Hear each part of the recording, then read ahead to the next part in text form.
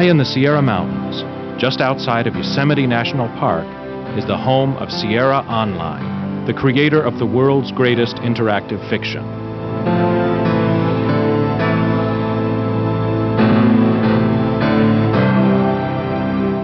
Once again, Sierra is breaking new ground with one of the most captivating, challenging, and intense interactive stories ever created.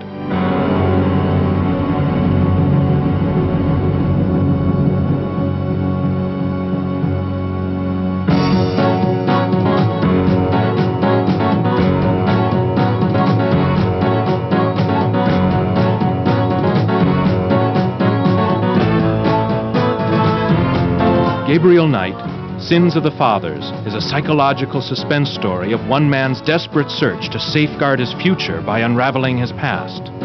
A generations-old voodoo curse haunts Gabriel's sleep and threatens his very life. Gabriel's search into the roots of voodoo, combined with the images of his own nightmares, provide the keys to unlock the curse and save his very existence.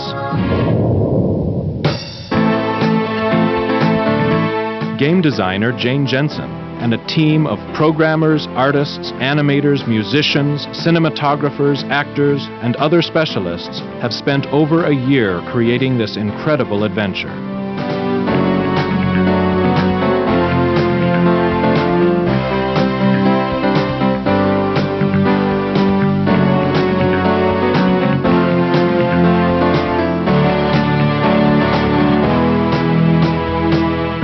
Come, join us behind the scenes for an inside look at the making of Gabriel Knight. Jane began the Gabriel Knight project immediately following her work as co-designer and writer for King's Quest VI, which was the best-selling computer game of 1992. For Jane, Gabriel Knight was a true labor of love. Well, I came to Sierra Online because I really loved adventure games. My first one was King's Quest IV, and I loved the medium the way it was. I love puzzles of all kinds, and I like the graphics. But as a writer, when I came here, I kind of got inspired thinking about how far this medium could go. Sierra was already at that point changing a lot of its direction, and I feel very strongly that this medium can be as powerful of entertainment as any film or any book or any comic or whatever medium you have. And I don't think that, I try not to limit my thinking about the powerful nature of the story because it's a computer game. I think that we can make computer games that are just as good as any other form of entertainment.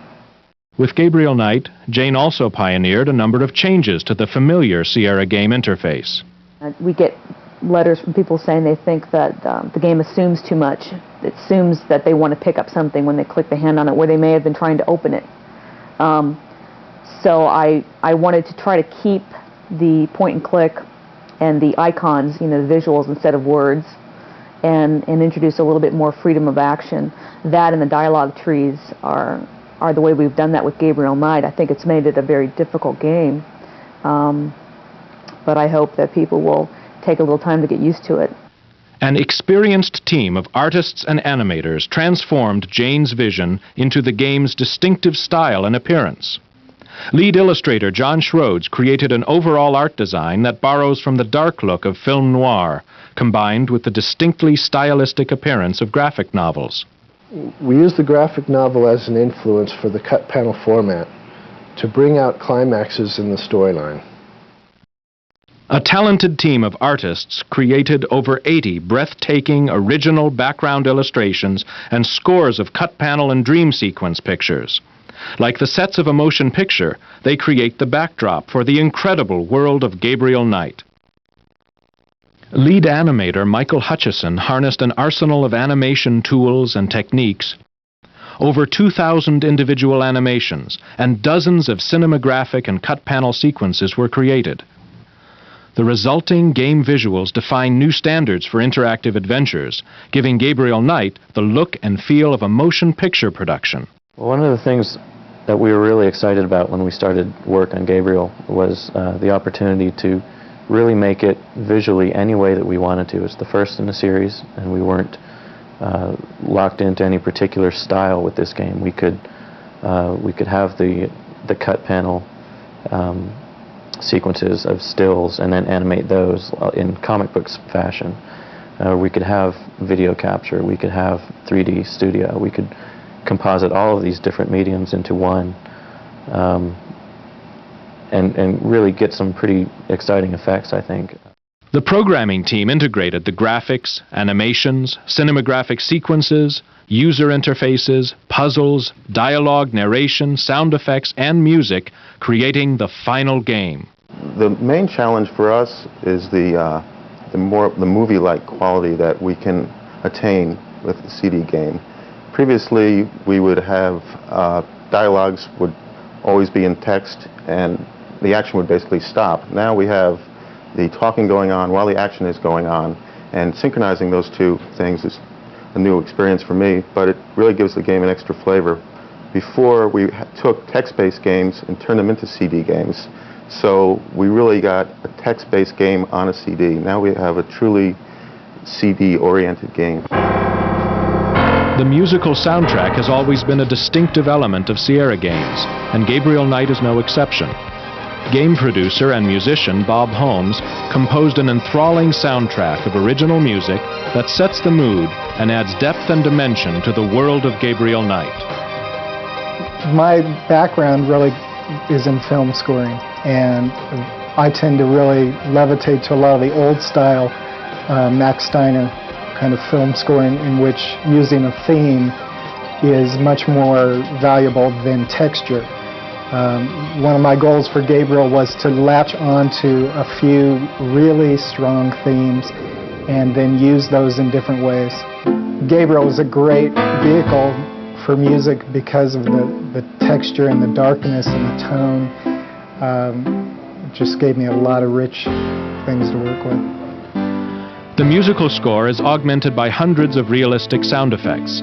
This brings a cinematic scope to the game's soundtrack and adds life, energy, and believability to the game-playing experience. I really don't want to be dead. Can we try that again?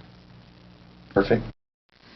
The compelling characters that were created for Gabriel Knight took on a whole new dimension, thanks to the star-studded cast of Hollywood veteran actors enlisted by Sierra to provide their voices. About Detective Mosley. The Hollywood Reporter proclaimed that Gabriel Knight is the first time an all-Hollywood cast of name actors has been assembled for an interactive movie. Veteran Hollywood producer, director, writer, and performer Stuart M. Rosen signed on to cast and direct the voiceover actors. Rosen has directed hundreds of hours of animation voiceovers and on-camera television. He has been honored with scores of awards, including 10 Emmys. Gabriel Knight absolutely measures up and is far and above a number, in fact, I'd say most things that I've done, in many ways. You know, obviously it's a different form. It's not quote, a film, and it's not a television series or a half-hour or an hour special. So it's different. It's a different form. But I think it's outstanding. I'm very proud of it. I want everybody to see it. With nearly 7,500 lines of dialogue and narration covering all the possible paths the player could follow, this project was the equivalent of directing voiceovers for 5 full-length animated feature films. Gabriel Knight was Rosen's second collaboration with Sierra. He also directed Robbie Benson and others for the CD-ROM version of King's Quest VI. Drachen means dragons. I wonder if Mosley would know he was being insulted if I called him Drachen Breath. Tim Curry is among Hollywood's most talented and versatile actors. Using his sensuous masculine voice, Curry created a distinctive personality for the title character of Gabriel Knight. This is a newspaper clipping about a murder committed in 1810. That murder is an exact match of the voodoo murders, right down to the marks around the bodies. Tim Curry as Gabriel Knight. It's kind of an interesting story. We were trying to cast Gabriel, and we're looking at some of the younger actors, you know, some of the Brat Pack kind of people in Hollywood, and I just wasn't getting a feeling that they were right for the character. And I kind of teasingly said, well, we need to get someone like Tim Curry because he's a very sensual person who's got a real attitude, but you can't help but really like him and really be attracted to him, no matter how, you know, off the wall or how obnoxious he's being in his role. The casting director said, "Well, I know Tim Curry. I've worked with him. I think we could get him." And I was amazed. Curry is also one of Hollywood's busiest actors. He has a starring role in the Three Musketeers movie, which recently opened to rave reviews nationwide. His recording sessions for Gabriel Knight were scheduled around his latest project, a featured role in the upcoming movie The Shadow. Gabriel Knight is very, very cool and impossibly handsome. And of course they came to me.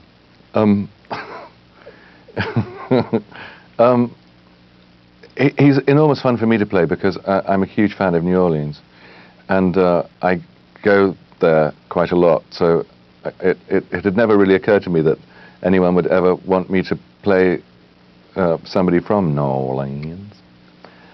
So I kind of leapt at the chance, but also it's really very exciting to be part of this kind of whole new kind of development, because any new way to infiltrate myself into your minds.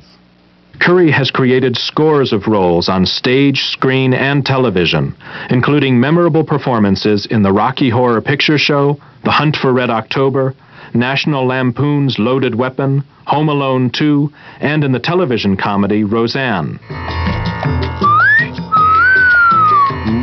Ooh, baby, I love the way you move. Mark Hamill is best remembered for creating the role of Luke Skywalker in the Star Wars motion picture trilogy.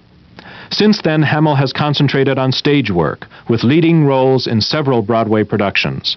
He displayed his talented versatility in creating the voice for Detective Mosley. Give me back my badge. Now, Knight! Well, I'm basing him on various people I might have met, a little mixture of Gary Busey with Randy Quaid, with Mr. Anderson, and I think he's a very pragmatic guy, sort of by the book. You know, he finds the protagonist to be someone he has to work to catch up with. But it's fun and it'll all work great, but for the actor it's very difficult. It's very schizophrenic because they ask you a question and you have 5 responses. Oh, wait a minute, I got to call the chief and see if it's okay. Oh, wait a minute, I got to call my wife and tell her I'll be home late for dinner. Now, wait a minute, I got tickets to the ball game tonight. It's like nothing I've ever done. And I'm having a great time doing it. Rising star Leah Remini brought the right mix of wit, sarcasm, humor, and compassion to the voice of Gabriel's assistant, Grace. She provides a balance for Gabriel's sometimes chauvinistic behavior. Well, I did get her address, but you're a little out of your league here, big fella. Among her numerous television roles, Remini guest starred in several episodes of the hit series Cheers, and currently has a recurring guest role on Evening Shade. Gabriel Knight was her first interactive work. When you're on camera, you could use your face and you can mug and you could do things, and whereas when it's just your voice, you think you sound great and you think you're doing this great acting job, but it really just sounds very flat, and it sounds like you're reading. And when I have the lines in front of me, I forget that I have to act. So the director will say, okay, do it better this time, but this time act. So I'm not really good at it. I'm getting better though. So, but it's easy with these, I love the characters, so this one I find very easy. I see.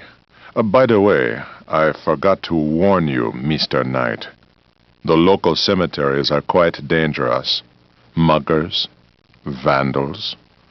I would avoid going there alone, if I were you.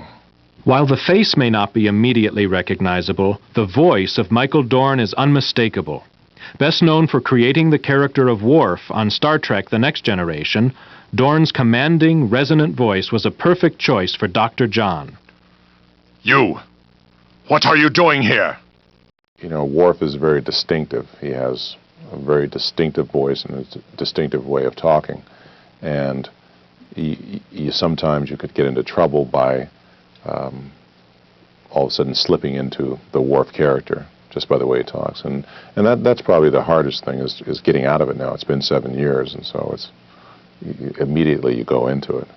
Although Worf his voice is a lot lower than mine, and he's a lot more stern and serious than I am.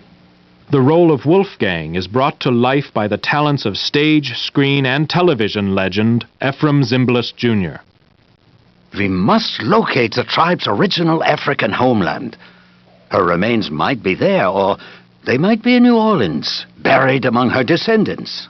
His performance on Gabriel Knight adds interactive entertainment to his resume that covers more than 50 years in all facets of the entertainment business. This is different in that you don't know anything. I mean, you come in and you read a bunch of choices, and you don't know which is the right one or which is the wrong one. False leads, true leads, and so forth. So it's a multiple choice performance based on a significant lack of knowledge, I think. Gabriel Knight defines a new chapter in the evolution of computer games. The CD-ROM provides the storage capacity required to bring you this artful mixture of industry-leading interactive game design, state-of-the-art computer technology, and award-winning Hollywood performances. This is very entertaining. I mean, the storyline itself is sophisticated. It's the kind of story you would see in a feature film or on cable television rather than network television.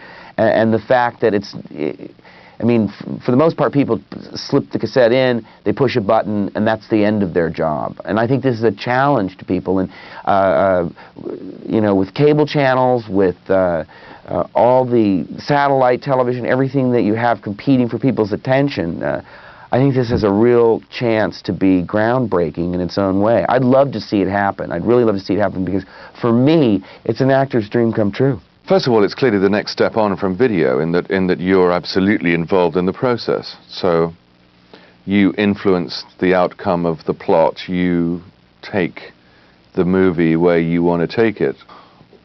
What's really best about it seems to me, is that you can sit in your own home and make your own movie. It's pretty cool to me.